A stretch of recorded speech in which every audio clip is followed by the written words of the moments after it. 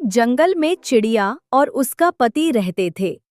उन्होंने एक ब्लैकबेरी के पेड़ की टहनी पर अपना प्यारा सा घोंसला बनाया था। दोनों बहुत खुश थे।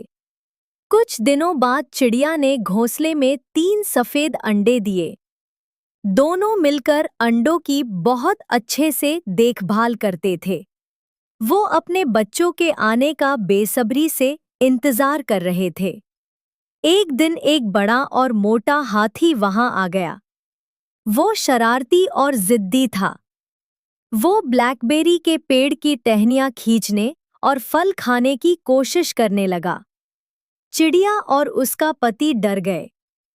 वो उड़कर हाथी के पास आए और बोले, प्यारे हाथी जी, कृपया हमारी टहनी मत तोड़ो।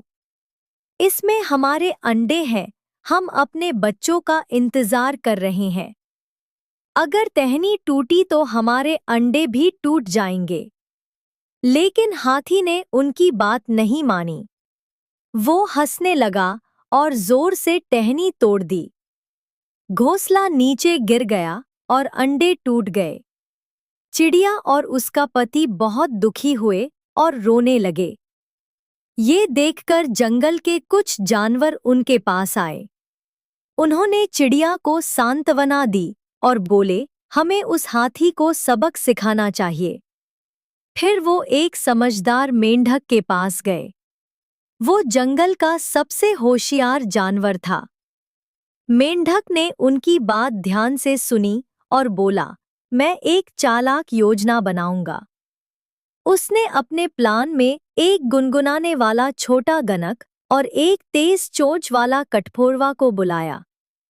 मेंढक ने कहा, सबसे पहले गणक हाथी के कान में भिनभिनाएगा, फिर कठफोड़वा उसकी आंख पर चोंच मारेगा और आखिर में मैं अपनी चाल चलूंगा।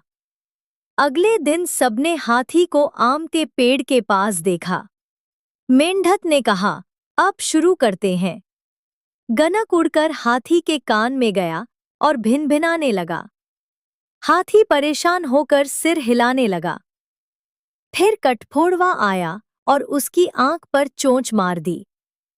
हाथी दर्द से चिल्लाने लगा और उसकी आंखें बंद हो गईं।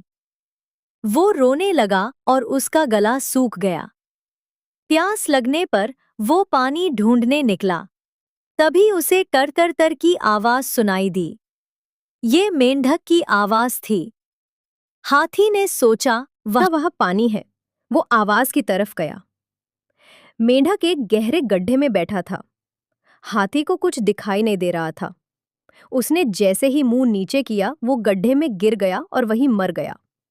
अब सारे जानवर बहुत खुश हुए। चिड़िया और उसका पति मुस्कुराए। सबने मिलकर नाच गाना किया और खुशी मनाई।